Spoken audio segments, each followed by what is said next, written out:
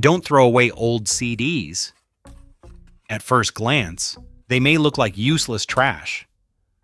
But when recycled the right way, they can become surprisingly useful. Hello everyone! Today I'm going to show you a simple method to reuse this CD for practical repairs around your home, so don't miss it. Start by removing the printed layer.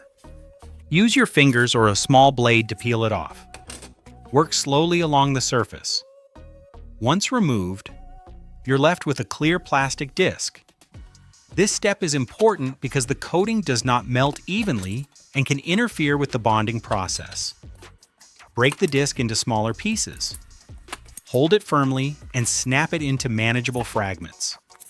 Smaller pieces melt faster and more evenly. This gives you better control later when heating. Place all the plastic pieces into a glass container. Glass is used because it can handle heat without deforming. Plastic containers would melt or release fumes, which is not safe. Keep the pieces spread out evenly inside the container. Use a heat gun and begin applying heat. This is the point where the material changes behavior. Polycarbonate transitions from solid to a soft. That's what allows it to fill gaps and bond surfaces. Now add baking soda into the mixture. Sprinkle a moderate amount and begin mixing it in while the plastic is still soft. Baking soda acts as a filler. It increases the density of the material and improves its structural strength once it cools. Now set the mixture aside and prepare the damaged plastic piece. You need to rebuild the area so it can handle stress again. Use a marker and draw a square around the damaged area. This defines the repair zone. Straight edges make it easier to control the shape during cutting and filling. Take a utility knife.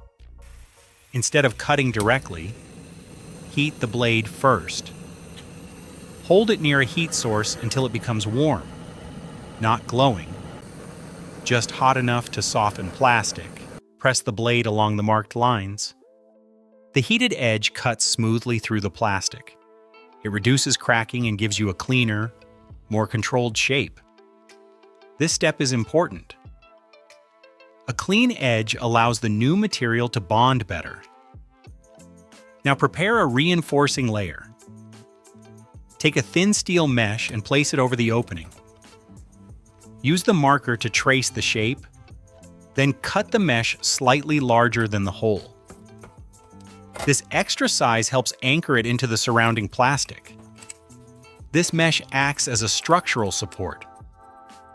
When the melted plastic is applied, it will flow through the mesh and lock into place. Insert the mesh underneath the hole. It should sit just below the surface. Now switch to a soldering iron. Change the tip to a flat, blunt shape. A sharp tip concentrates heat in a small point, which can burn through plastic. A flat tip spreads the heat more evenly. Where in the world are you watching this DIY build right now? Comment below. Press the tip gently around the edges of the mesh. The surrounding plastic softens and grips the metal.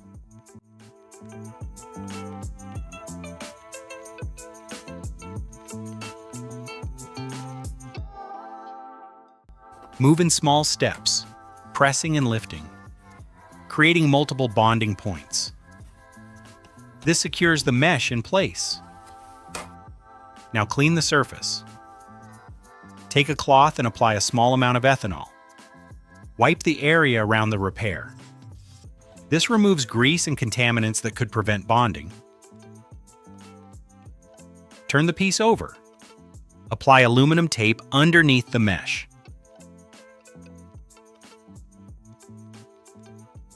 This creates a temporary backing.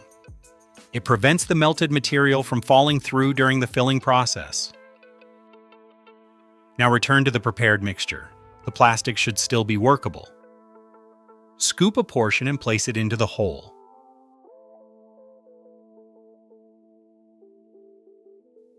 Press it down gently so it fills all gaps around the mesh. Use a flat tool to spread the material. Work from the center outward. While the mixture is drying, I'm going to make a simple 3-in-1 sanding tool. Take a solid wooden block with multiple flat sides, apply super glue, and attach sandpaper in stages 400 grit on one face, 800 on another, and 1500 on the last. The wood gives you a firm, comfortable grip, and the flat faces keep the sanding even and controlled, making it much easier to move between different levels of smoothing. Start by removing excess material. Use a utility knife to scrape down the highest points. Hold the blade at a slight angle and move it across the surface. This reduces the amount of sanding needed.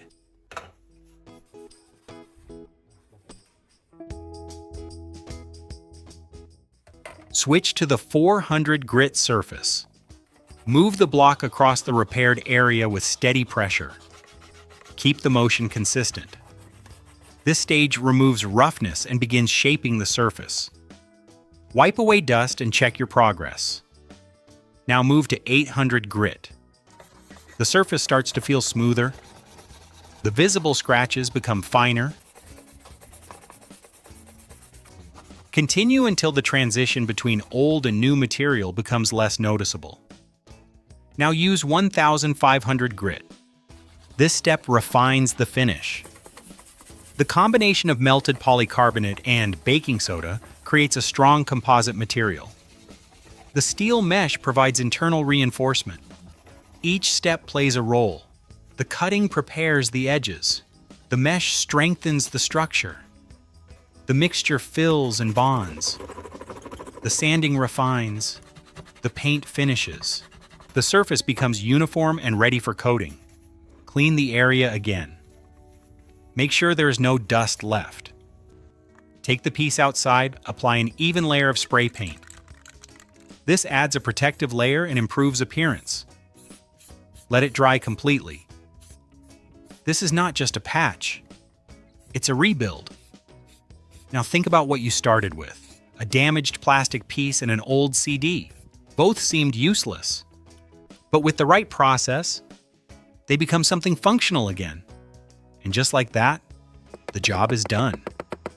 If you found this method useful, don't forget to give this video a like and share it with someone who might need it.